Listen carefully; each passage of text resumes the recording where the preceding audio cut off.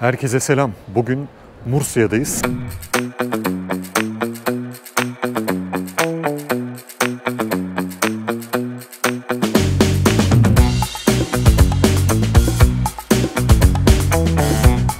Tehlikeler Köprüsü ismi verilmesinin ana nedeni, eğer ikisini birlikte yaparsanız da 7 euro ödemeniz gerekiyor. Orada bir promosyon yapıyorlar, indirim yapıyorlar. Allah'ım, Türk lirası var burada. 00245. Böyle uyduruk kaydırık ama çok fonksiyonel şeylerin biraz da ucuza pazarlandığı.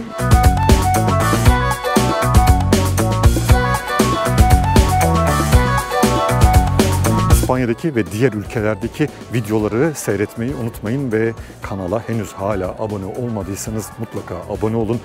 Videoyu şu anda burada durdurup bir beğen butonuna basın. Onun dışında da yine birkaç kelam yapabiliyorsak yorum yapalım ki çok daha fazla kişiye ulaşıp kocaman bir aile olarak birlikte dünyaları gezmeye devam edelim. Ben Erkut Özel, Mursia'dayız.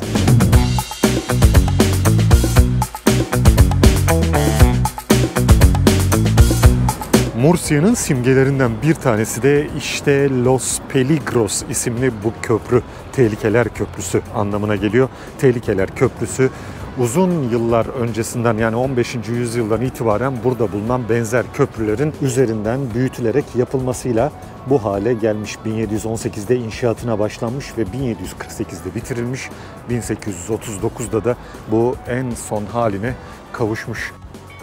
Tehlikeler Köprüsü ismi verilmesinin ana nedeni işte Segura Nehri'nin aslında gizemli bir durumu. Segura Nehri birçok kez şehri tehlikeler altında bırakmış. Öylesine tehlikeler atlatmış ki şehir sel baskınlarıyla. İşte ondan sonra bu Tehlikeler Köprüsü yapılmış ve Tehlikeler Köprüsü'nün insanları karşı kıyıya, yani tarihi merkezden Carmen mahallesine geçirirken insanların burada hemen karşıda bulunan Meryem'in burayı, Hazreti Meryem'in burayı koruduğu ve insanların da bu köprüden geçerken Meryem'e saygılarını sundukları biliniyor ve bu adet çoğunlukla devam ediyor hala. Buralılar tarafından, gerçek Mursiyalılar tarafından köprüden geçenler Virgin Mary'e, bakirelik anıtına, aslında Virgin Mary diyorum ama direkt olarak yazıldığında da aslında koruyucu bakire olarak anılmış buradaki anıt ve köprüyü geçenler şükür etmek için, teşekkür etmek için, şükranlarını sunmak için burada dualarını gerçekleştiriyorlar. Ona bir saygı, bir selam veriyorlar.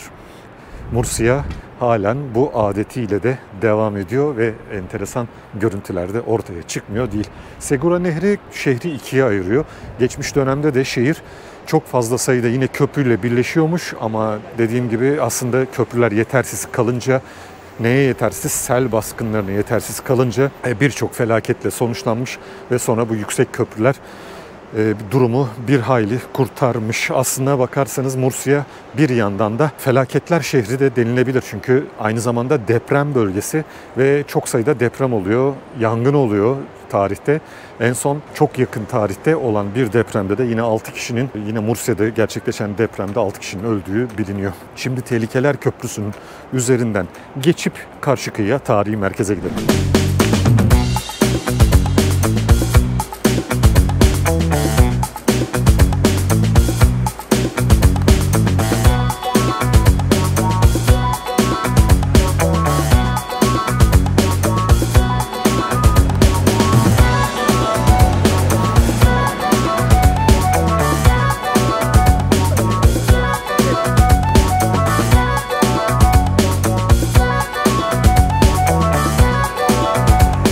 Mursia günümüzde özerk bir bölge.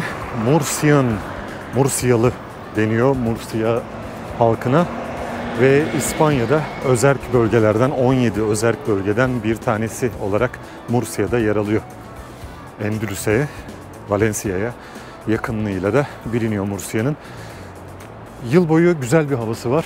Çok fazla yağış almayan bölgelerden biri sayılsa da ben dünden beri inanılmaz bir yağış altında Mursia'da durdum. Böylece İspanyol istatistiklerini tamamen karıştırmış olduk tabii. Alt üst etmiş olduk. Mursia'da şimdi tarihi kent merkezine giderken yaya geçidini kullanalım ve devam edelim.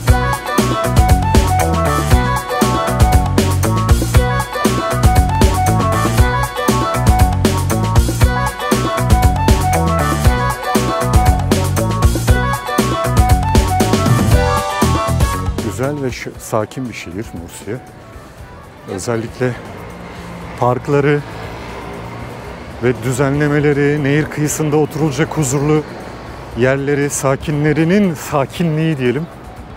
Çok dikkat çekici. Zaten pazarlanırken de Mursiya bu bölgede İspanya'nın güvenli destinasyonu olarak pazarlanıyor. Gerçekten İspanya bölgeleri ve şehirler arasında da güvenli yerlerden bir tanesi.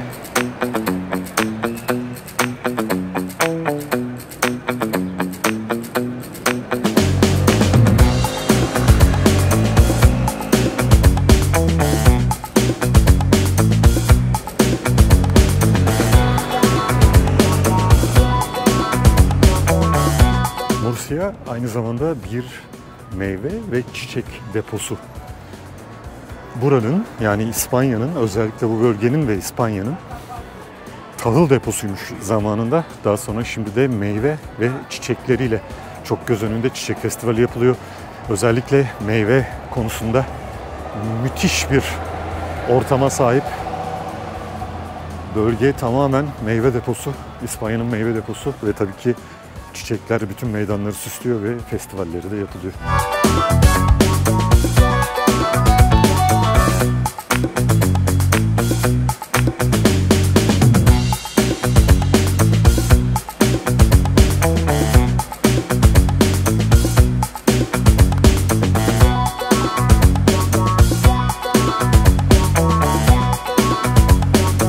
Mursiya'nın bu görüntüsü, şuradaki havuzun görüntüsü aslında Endülüs bölgesindeki Alkazarlar'da, Cordoba'daki Alkazar'da da benzer havuzlar ve benzer fıskiyeler var. Birçok yerdeki havuzlar yine geçmiş dönemde bu şekilde yapılmış.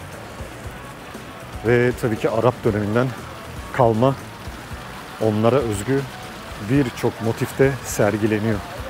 Mursiya çok eski bir şehir. Ta Bronz çağından, Tunç çağından kalıntılar bulunup burada çok eski yerleşimler olduğu saptanmış ve Roma döneminden sonra da burası merkezi şehirlerden bir tanesi haline gelmiş. Endülüs döneminde, Endülüs Emevileri döneminde Araplar tarafından çok uzun olmasa da, diğer bölgeler kadar uzun olmasa da emirlikler kurulmuş ve Mursiya ismi aslında Latin döneminde, yani Roma döneminde Mursiya olarak kullanılmamasına rağmen birçok farklı kullanış şekli var. Murseda, Murteda vesaire gibi. Arap döneminde Mursiya olarak gerçekleşmiş ve Mursiya günümüzde de bu bölgenin ismi olarak anılıyor.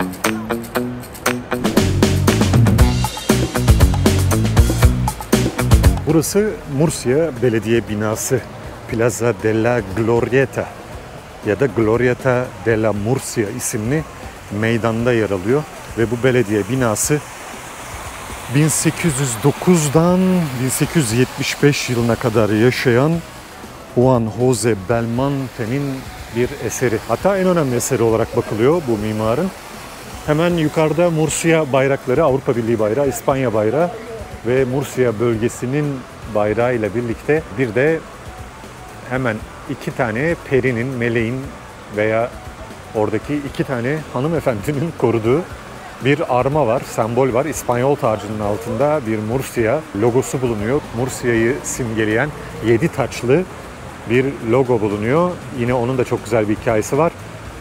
Sağdaki ve soldaki simgeler, kadın heykelleri de kadın periler veya melekler diyelim onlara. Onlar da huzuru, mutluluğu ve bolluğu temsil ediyor.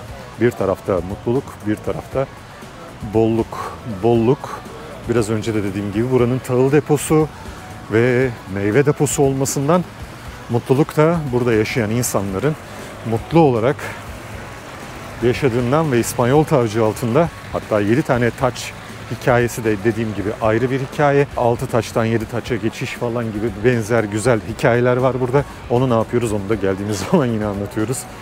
Hep beraber geziyoruz. Yine bu meydanda yer alan, burası için, Mursiya için çok önemli bir kişi daha var. Kardinal Belluga. Kardinal Belluga hem Mursiya'da kardinallik yapmış, Papa tarafından kardinal olarak atanmış, hem de burada valilik, Mursiya valiliği ve Valencia'da da sanıyorum yine valilik yapmış önemli bir insan. Kardinal tarafından yönetilmiş belli bir dönem Mursia.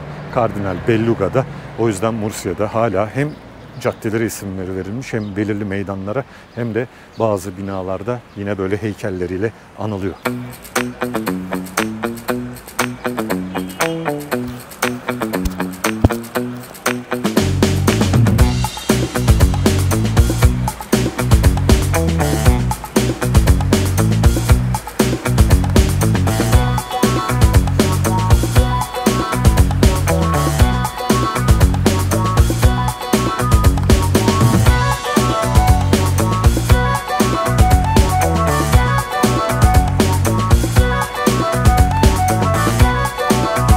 Gerçekten çok huzurlu, çok düzenli, çok güzel bir şehir.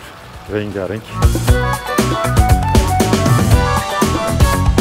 Buranın resmi adı Glorieta de España ama Mursiyalılar Glorieta de Murcia ismini kullanmayı tercih ediyorlar. Aslında Glorieta de Murcia olarak anılıyor ama resmi olarak Glorieta de España ismi verilmiş diyebiliriz. Bu güzel meydandan devam edip diğer güzel meydanlara ve Mursia'nın diğer böyle çekici, güzel gözüken yerlerini göstermeye devam edeyim.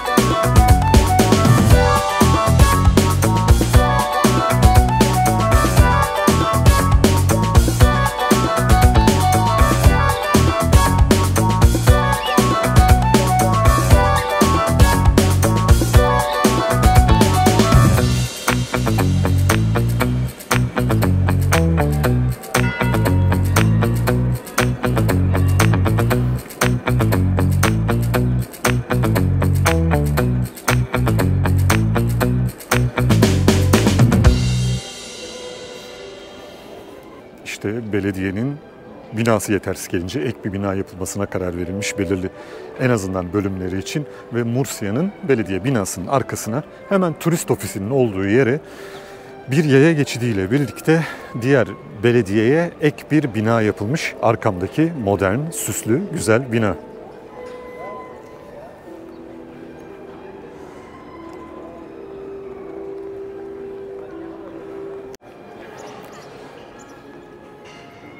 Ve Plaza del Cardinal Belluga. İşte bahsettiğim Kardinal Belluga'nın ismini verdiği meydan.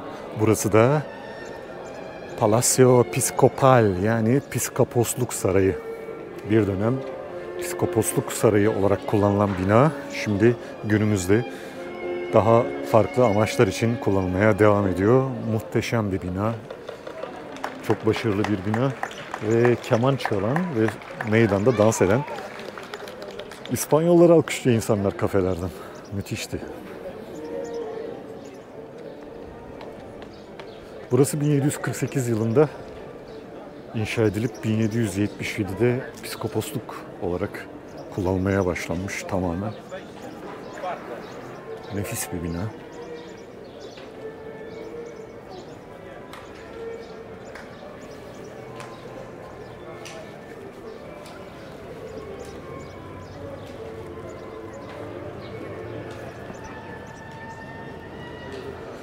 Buradaki onarım dolayısıyla size Santa Iglesia Katedrali tam olarak gösteremiyorum. En azından giriş bölümünü onarım devam ediyor. Ama çok da güzel bir kolaj yapmışlar burada. Her şeyi çok güzel anlatıyor.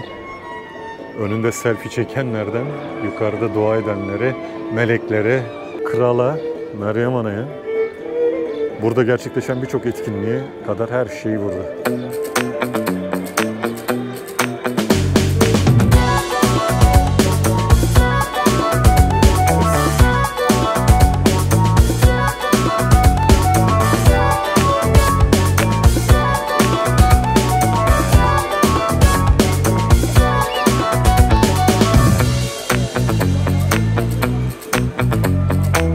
Burayı da göstermek isterdim. Çünkü çok güzel görüntüsü olan bir katedral. Bakalım kenardan bir şeyler gözüküyor mu?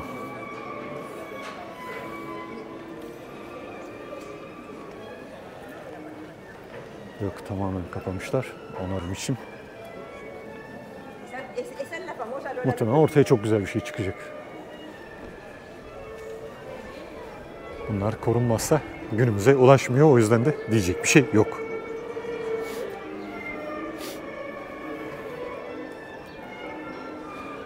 Yine de bu çalışmaya bayıldım. Bizim ülkemize de örnek olsa.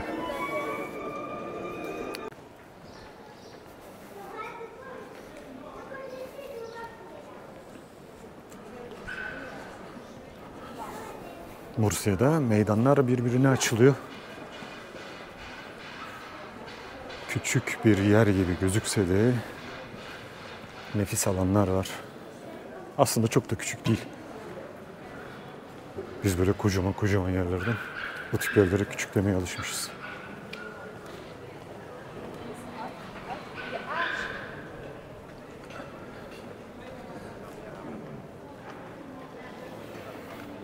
Mursia Katedrali'nin diğer tarafı kapalı olduğu için yan taraftan buradan girişler devam ediyor.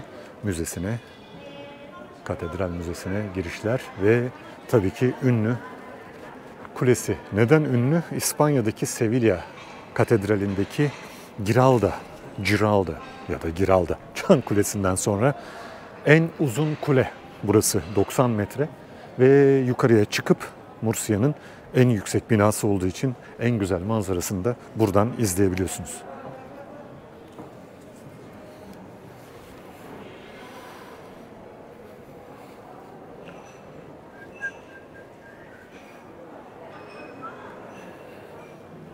Santa Maria Katedrali çok eski bir katedral.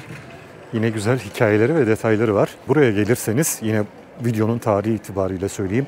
5 euro katedrale giriş, 4 euro da müzesine giriş. Eğer ikisini birlikte yaparsanız da 7 euro ödemeniz gerekiyor. Orada bir promosyon yapıyorlar, indirim yapıyorlar. Ve buraya da nefis bir Santa Maria Katedrali'nin Çan Kulesi'nin önüne nefis bir buket çiçek amblemi, sembolü bırakmışlar. Buket yapmışlar, çok güzel şekilde gözüküyor. Çiçek dediğim gibi Mursia'nın simgesi olunca her yerde buna benzer şeylerle karşılaşmak çok olası. Çiçeğimizi de buraya bıraktıktan sonra bu müthiş eserin yanından şöyle bir kıvrılarak diğer bölgelerine gidelim. Bakalım hayat nasıl devam ediyor bu güzel, sakin, huzurlu, bolluk dolu şehirde.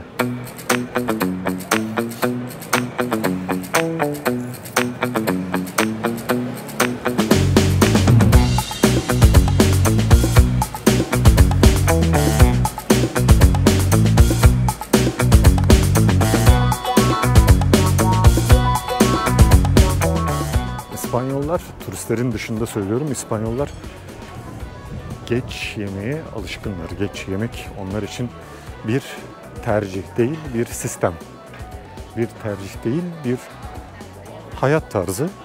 Her şeyi geç yapıyorlar gibi, her şeyi de yavaş yapıyorlar. Bu nefis bir tarz bence. Müthiş keyifli. Ve sabah kahvaltısını geç yaptıkları gibi dükkanları geç açılıyor. Dükkanlarının geç açıldığı gibi geç kapanıyor. Akşamları yemek saati bizim gibi 6'da 7'de değil, çok daha sonra yiyorlar. Ve hayat devam ediyor. Onlar için sosyalleşmek çok önemli. Küçücük şehirlerde bile nefis görüntüler oluyor. Bunları detaylı bir videoda anlatmak isterim. İspanya'da nelerle karşılaştım, neler yaşadım, nelerin hoşuma gittiği. Çok güzel, detaylı konular var. Bakın, Deseo Cumplido bir Arjantin ürünü. Ve burada da şu fiyatlarla, bu çeşitlerle satılıyor. Zaten ismi de Malbon Espanadas Argentinas'mış. Güzel. Bunu gördüğüm iyi oldu. Çok lezzetli bir şey. Of, müthiş kokuyor. Nefis kokuları var. Şimdi bu caddeye girdiğimize göre cadde hakkında da bir şeyler anlatalım. Burası tabii ki bu önemli meydanları ve katedrale çıkan sokağı ve en işlek yeri artı trafik geçmemesini de göz önüne alırsak buranın önemli caddesi olduğunu fark etmiş oluyoruz. Ve bu güzel, önemli caddede Traperia Caddesi'nde yine onarılan binalar var. Traperia Caddesi sadece bu nedenlerle anılmıyor. Burada bir de önemli birkaç tane bina var ama onların en önemlisi Casino Murcia. Traperia Caddesi'nin en ünlü eseri herhalde Casino Murcia diyebiliriz. Ya da Murcia Kraliyet Gazinosu olarak da geçiyor. Burası ziyaret edilebiliyor. Yine ücretli olarak. İçerisi bir Arap avlusu var. Bir Arap avlusundan oluşuyor. Nefis bir bina. Gayet şık insanların şık bir şekilde girdiği ve çeşitli gösteriler, balolar vesairenin de gerçekleştirildiği. Günümüzde de ilk kurulduğu dönemde 1847 yılındaki kulübün bir lokalin, şehir lokalinin devamı olarak hizmet veren bir yer.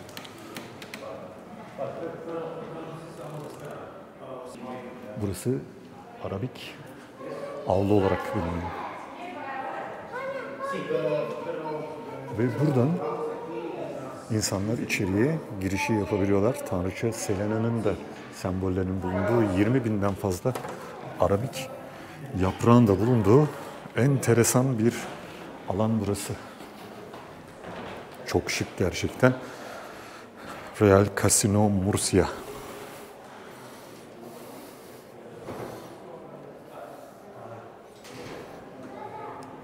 Tabii ki herhangi bir geldiğimizde eğer programınızda varsa hep beraber değişik, güzel, butik bir gezi yapıyorsak Real Casino Murcia'yı da ziyaret ediyoruz. Hep beraber geziyoruz. Onun dışında eğer normal bir turla geldiyseniz veya kendiniz bireysel olarak geldiyseniz boş vaktinizde buradaki serbest zamanınızda yine orayı deneyimleyebilirsiniz. Aile olduğunuzda kişi başı 3 euro, yani en az 3 kişi olduğunuzda kişi başı 3 euroya girebiliyorsunuz.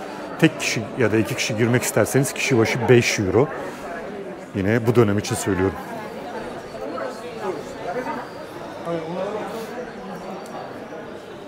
Bizi katedrale bağlayan Traperia Caddesi'nden devam ediyoruz. Gördüğünüz gibi sağa sola da bu cadde devam ediyor. Güzel kafeler, dükkanlar, bazı restoranlar, bazı inşaat yapan abiler hepsi bulunuyor burada. O inşaat geldiğinizde bitmiş olabilir. Müthiş yine İspanyol çörekleri. Ben bayılıyor muyum böyle şeylere ya? Allah'ım, Türk lirası var burada.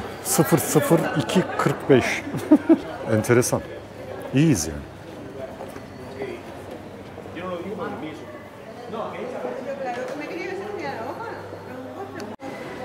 Bu İspanya'nın ünlü zinciri Alehop.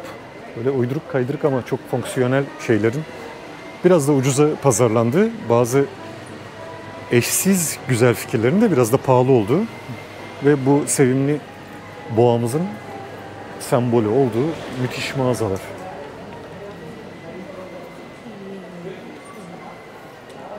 İspanya'yı çok ziyaret edenler bilirler, çok uğramışlardır.